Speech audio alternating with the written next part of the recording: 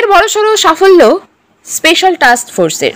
ফুলবাড়ি জটিয়াকালী এলাকায় অভিযান চালিয়ে 50 লক্ষ টাকার ব্রাউন সুগার সহ গ্রেপ্তার করা হলো 2 মাদক পাচারকারীকে।